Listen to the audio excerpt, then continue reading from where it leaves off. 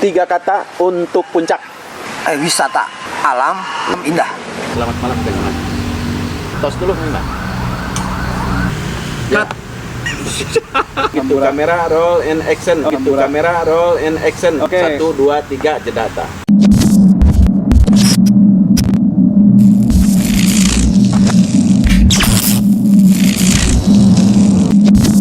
Selamat malam rekan-rekan semua, terutama yang menonton acara ini. Kembali kita berjumpa di ngobrol santai sambil ngopi. Kebetulan malam ini kopinya khusus Kopi jahe. kopi jahe Khas Jogja. khas Jakarta. Jadi perlu saya sampaikan bahwa hari ini tanggal 10 September 2023, tepat jam 22.00, lokasi masih Jakarta Malang. Kita akan berbincang-bincang dengan berbagai narasumber tentunya, ya, narasumber yang berada di kawasan puncak, baik tokoh, aktivis, pejabat, tokoh lintas agama dan lain sebagainya. Dan di sesi kedua ini saya sebagai hostnya sekarang akan kembali melakukan dialog tentang putar puncak, ya, tentunya dengan tokoh dan aktivis puncak yang saat ini di depan kamera ini saya ditemani dengan Kang Iman. Selamat malam Kang Iman. Sehat ya? Baik, Kang Iman Sukarya. Iman Sukarya. Ya, Kang Iman apa? Iman Jarib atau Iman apa nih? Iman Sukarya Sarkowi di KTP. Oh, Iman Sukarya Sarkowi, ya, Tapi yang di ada ijazah di KTP. Cuman lebih dikenal dengan Iman Jarib. Iman Jarib. Jadi perlu saya sampaikan pemirsa yang menonton acara ini, beliau ini salah satu aktivis kawasan puncak yang tentunya menyuarakan, memperjuangkan berbagai hal kepentingan publik.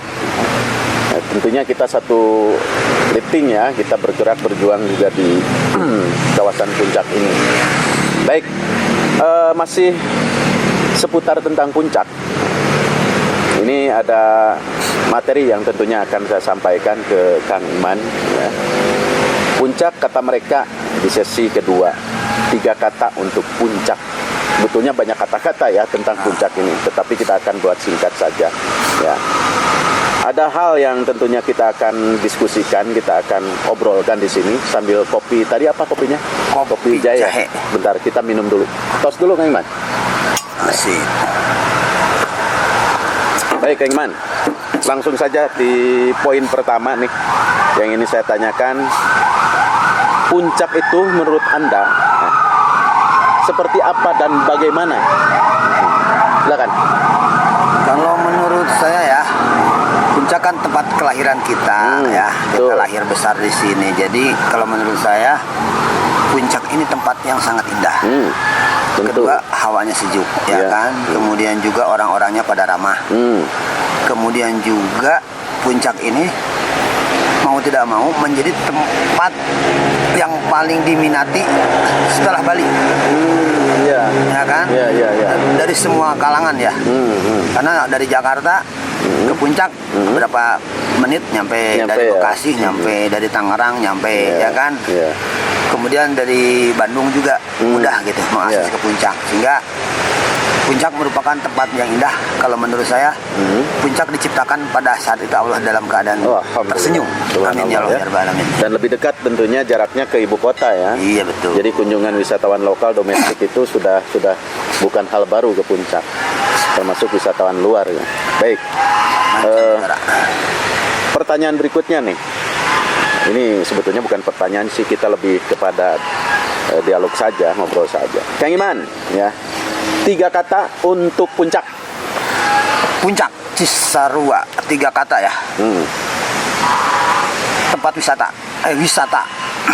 1 kata itu. Wisata. Alam. Wisata alam alami. Wisata alam indah. 3 kata, wisata alam Indah. indah. Wisata alam indah. Baik. Ya, 3 kata itu. Poin pertama nih yang ingin saya diskusikan. Puncak itu menurut Anda seperti apa dan bagaimana? Ya, puncak ini karena tempat kelahiran kita, tempat kita bermain, tempat kita berdiskusi, merupakan tempat yang sangat cocok untuk dibuat lebih menarik lagi sebagai tempat wisata yang sangat menjanjikan. Oh iya. Tapi itu kan jangan sampai berubah fungsi lahan, ya kan, sungainya jadi kotor, ya kan, pohon-pohonnya jadi hilang.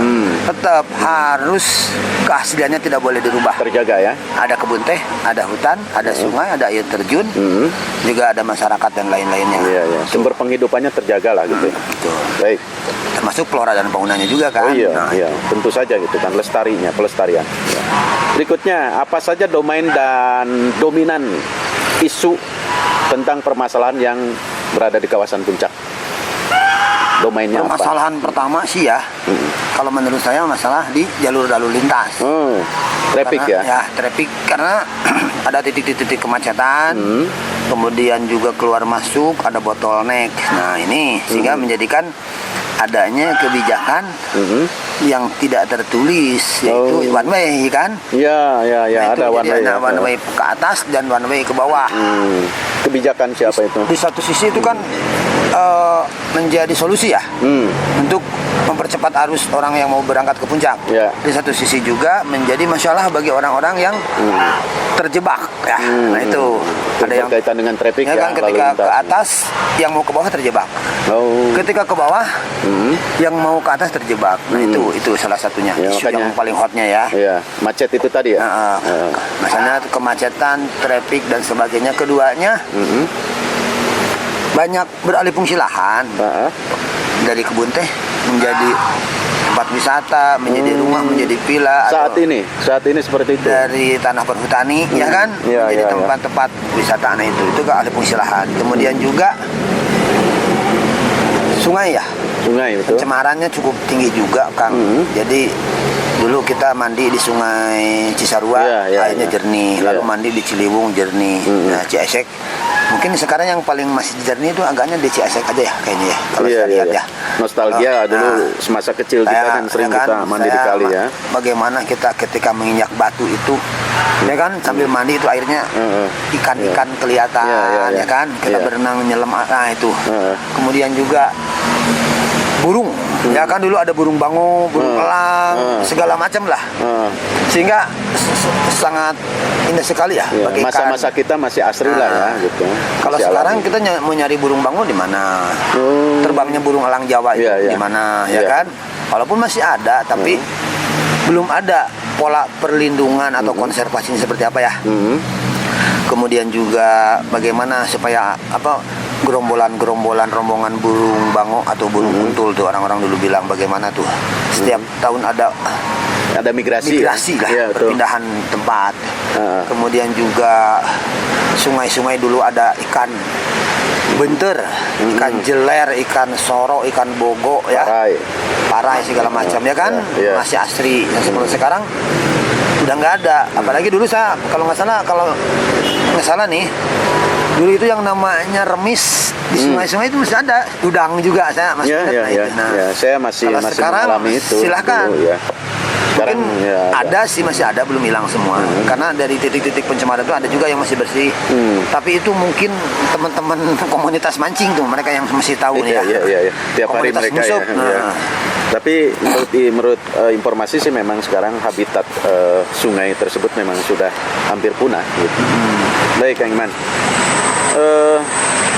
Sejauh ini apa saja sih problem solvingnya terhadap isu puncak ya? Apa saja kira-kira? Problem solvingnya ya, kalau saya lihat pemerintah Kabupaten Bogor cukup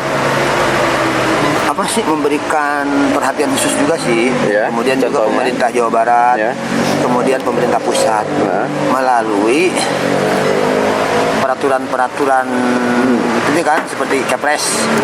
Ada Kepres nomor 20 tahun 2020, ada Kepres nomor 60 tahun 2020. Termasuk ada Kepres Kepres Bopunjur juga, Ah. Kepres Tata Ruang, ya kan? Jawa Barat, Kepres peraturan daerah tata ruang Jawa Barat juga peraturan daerah tata ruang Kabupaten Bogor. Iya. Nah, tapi di satu sisi gimana ya? Kalau saya Penetrasinya itu terhadap perda atau undang-undang tersebut. bilang, gitu. ketika ingin melakukan sebuah Kepres tata ruang itu kan selayaknya kita diskusi, musyawarah, ajak masyarakat setempat, Ya, tokoh-tokohnya, ya. daerah Stakeholder SM, yang ya ada, kan? ya. Sehingga nanti Kepres itu berdasarkan keputusan bersama. Tuh. Jangan diserahkan misalkan total kepada wakil rakyat, karena belum tentu wakil rakyat itu Paham juga ya. paham sih paham, ya kan? Karena mereka setiap hari berkutat dengan literasi, narasi tentang legislasi kan, aturan-aturan itu. Tetapi set of belongnya, Ya betul. betul nggak? Iya, Mereka iya. mungkin bukan orang-orang yang ingin menyelamatkan puncak, tidak semua kan.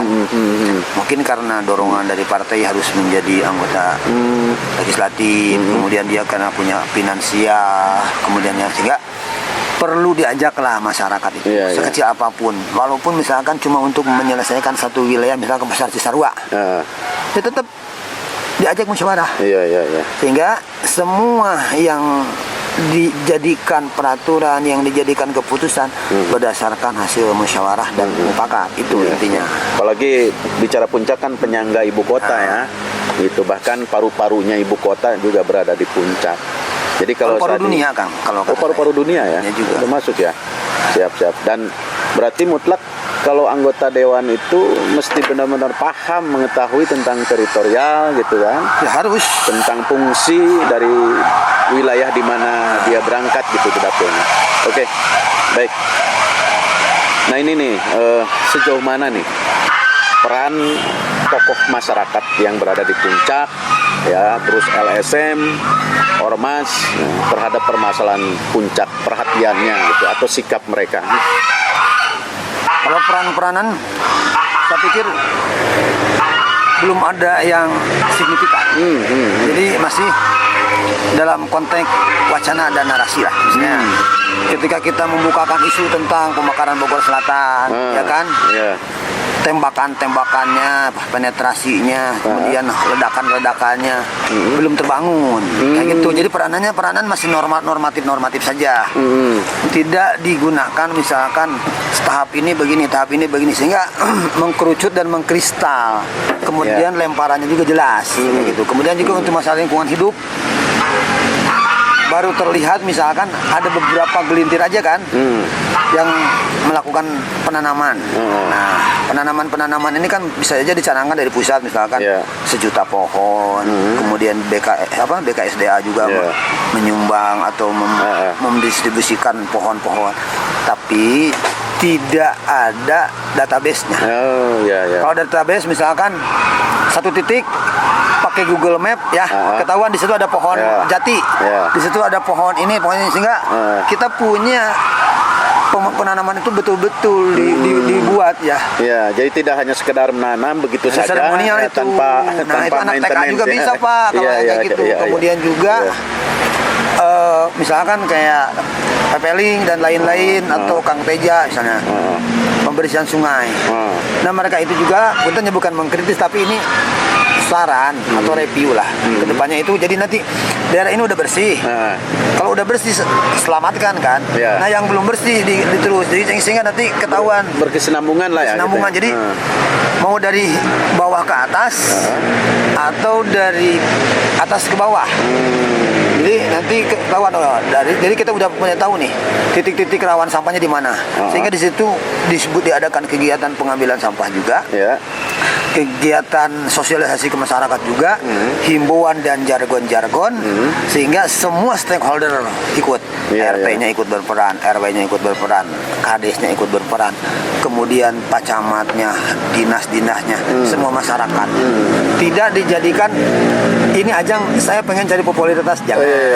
Cari panggung saja. Tapi gitu. kenapa? Karena memang untuk menyelamatkan wilayah tidak perlu popularitas. Betul. Tapi niatnya ibadah, ya kan? Betul. Kedua edukatif. Nah itu. Kemudian juga bila permasalahan-permasalahan yang lain tidak bisa diselesaikan oleh tingkat kabupaten, tapi tingkat pusat karena isu di puncak punten ya. Ya. Bisa jadi nasional, bisa jadi internasional kayak Tadi, gitu, Bang. penyangga ibu kota.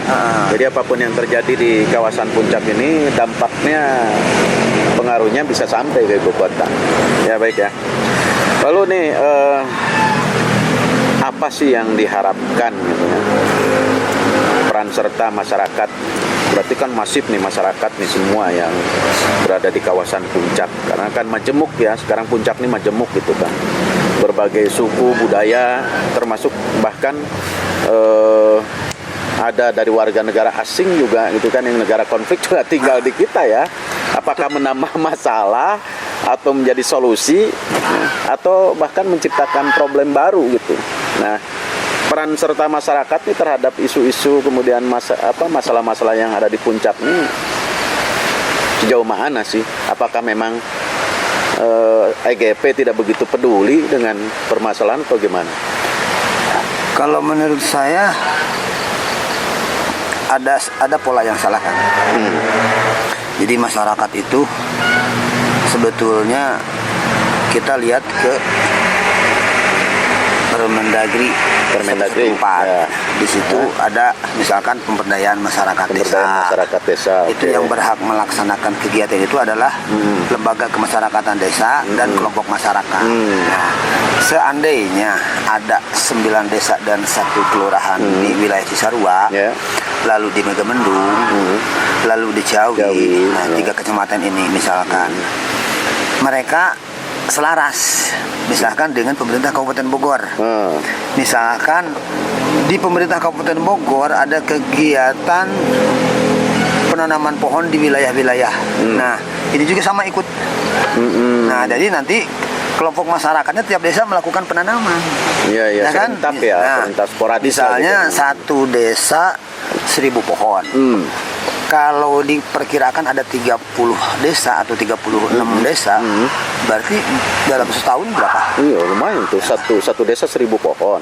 Kali 30 udah 30.000. 30.000. Iya. Kalau kali 3? Kali 3 udah 90.000. Iya. Nah, kalau 90.000. Lalu misalkan ada kelompok masyarakat lagi yang menyelamatkan sungai, melakukan pembersihan juga. Betul. Berarti semuanya berjalan, Iya, walaupun berfungsi, skala ya. kecil. Berfungsi sesuai dengan tugas pokok fungsinya masing-masing. Kemudian ya. juga tadi apa?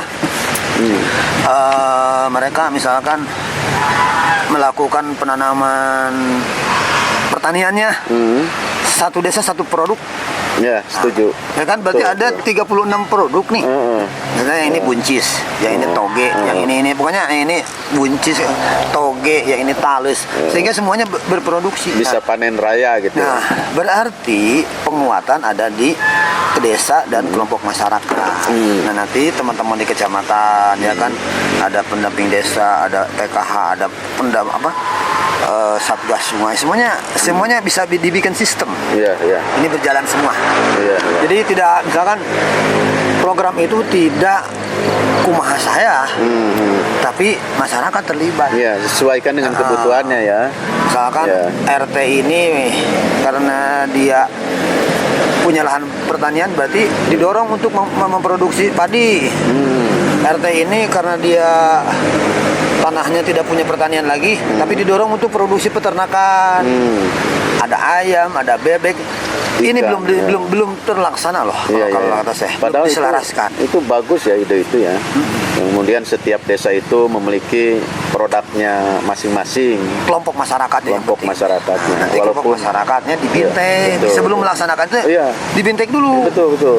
Sehingga itu tadi ada pemahaman tentang itu. Walaupun ya dalam tanda kutip tanah di kita sudah mulai berkurang ya. Baik. Masuk itu tadi yang tadi apa tadi ada imigran ya. Nah itu. Nah imigran juga ketika mereka tinggal di sini kalau bisa semuanya ada ruang.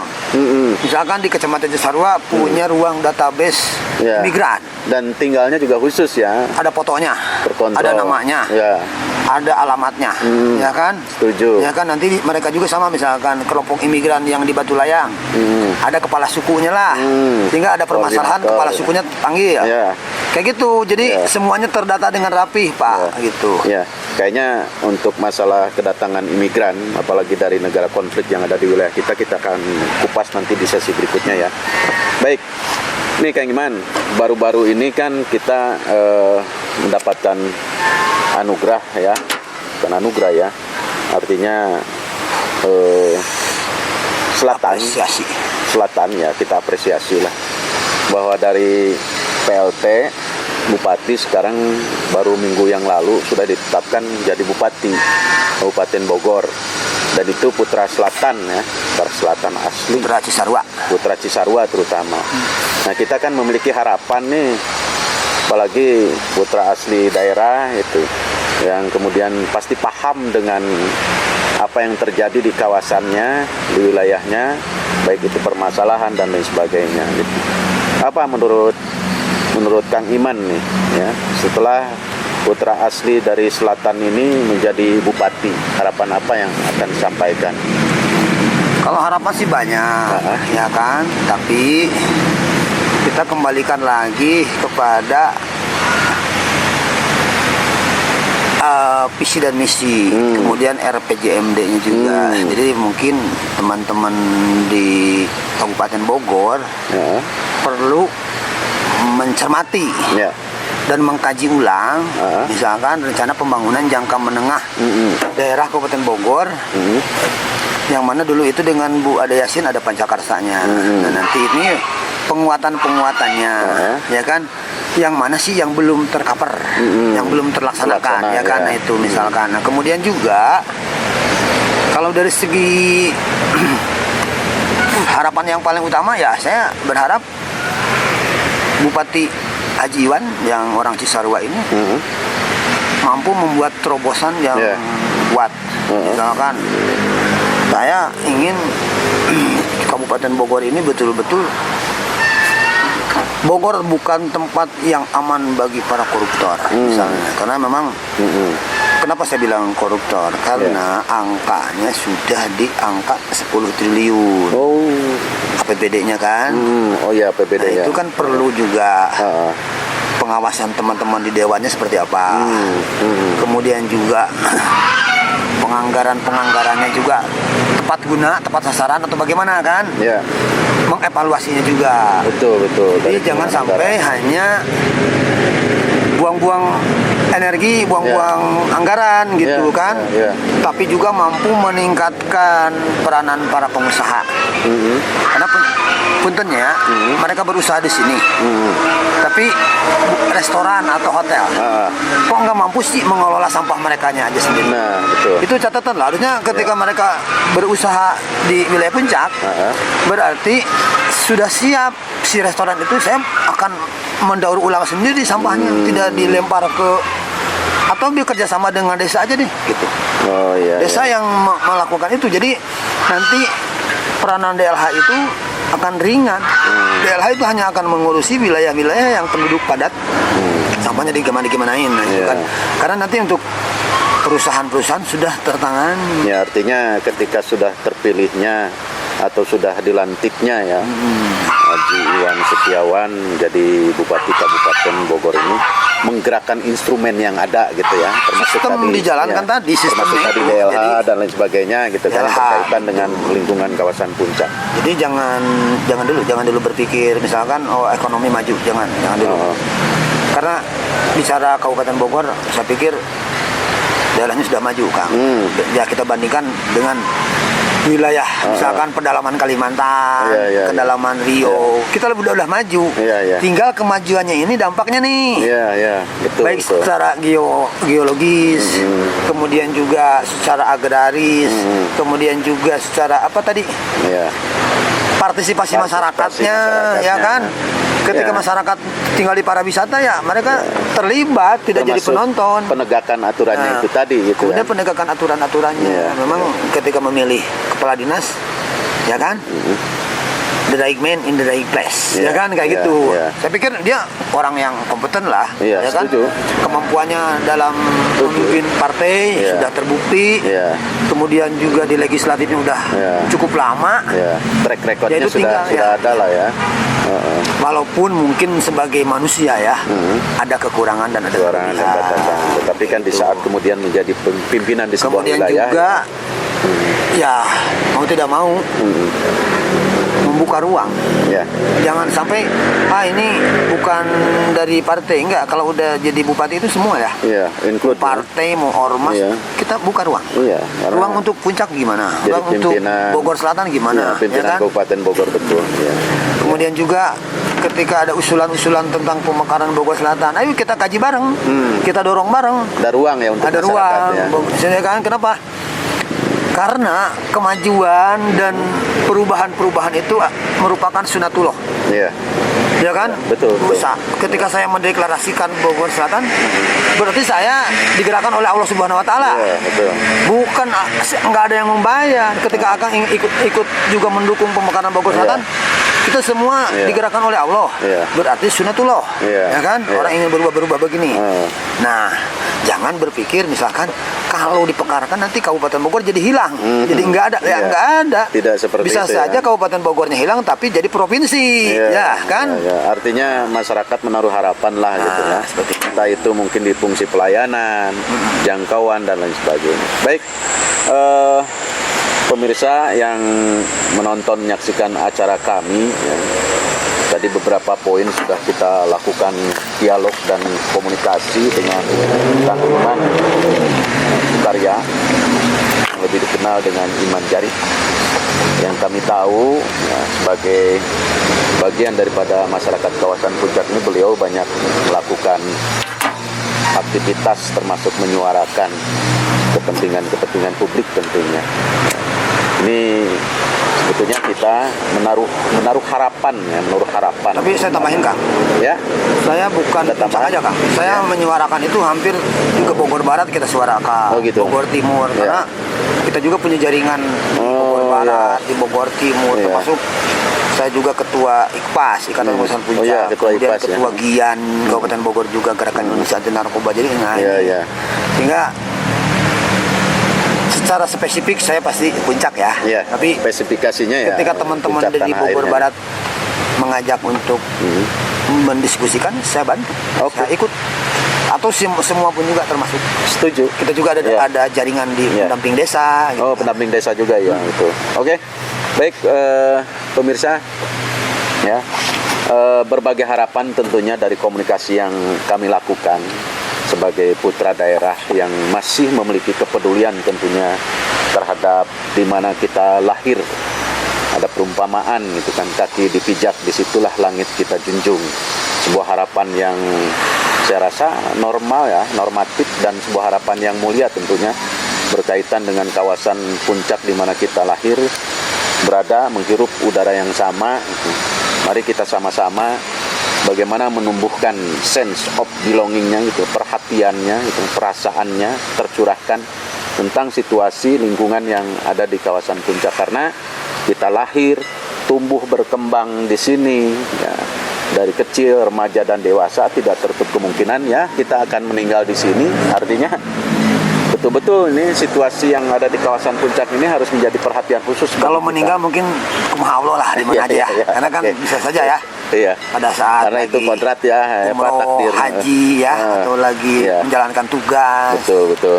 Ya, tapi intinya ya mari kita Tapi intinya sama-sama. tetap sih ingin di Ya. wilayah sini. Iya, artinya kita punya giroh lah, semangat gitu kan, bagaimana menjaga, kalau dalam bahasa Sunda itu lemah cai kita patut dijaga. Baik, pemirsa, ya rekan-rekan yang menonton acara ini, semoga ini menjadi sebuah inspirasi tentunya bagi rekan-rekan, kawan-kawan, karena kami berharap ya, sajian kami hari ini ya dapat menembus ke semua kalangan tentang apa yang kami bicarakan ini, menjadi sebuah inspirasi, masukan ya. Dan tidak tertutup kemungkinan juga di sesi berikutnya kita akan undang berbagai tokoh atau stakeholder yang ada di kawasan Ngopi Puncak. dulu Ya. saya. Kita ngopi bareng, kita komunikasi, kita dialog, ya, kita bicara apa yang terjadi, itu apa yang sedang berlangsung di kawasan kita. Baik, untuk itu saya ucapkan terima kasih ya. Sengaja podcast ini kita buat dalam menjadi ruang publik, ruang komunikasi bagi semua masyarakat yang ada. Juga untuk meningkatkan gairah Ya, kepedulian betul. generasi muda ke Generasi depan muda ya. juga ini jadi inspirasi itu tadi. Baik Kang Iman, terima kasih Sama-sama, atas Kang. waktunya ya. Aduh. Sehat selalu, kita berdoa semoga apa yang dicita-citakan ya terwujud. Amin. Amin, amin ya Allah. Ya. Terima kasih. Baik pemirsa, itu saja yang bisa kami sampaikan. Terima kasih atas waktunya dan bisa menonton acara kami. Yang mudah-mudahan di besok kita masih tetap bertemu lagi karena kita akan lakukan lagi komunikasi dialog dengan berbagai tokoh yang ada di kawasan Puncak. Begitu, saya ada ini dulu ya. apa tuh? Ada pantun. Oh, ada pantun. Sebagai penutup ya. Penutup ya. Closing oke. ya. Ya, closing. Beli duren Beli duren di Bekasi. Di Bekasi. Dimakannya Dimakannya sama lobak. Sekian dan terima kasih. Heeh. Bravo kawasan Puncak. Oke, ya, sangat baik. Ya, banyak juga penonton yang menyaksikan acara kita ya. Kita apresiasi apa yang sudah disampaikan. Baik, pemirsa, terima kasih atas waktu yang sudah diluangkan menonton acara kami dan sampai ketemu lagi di sesi berikutnya. Salam.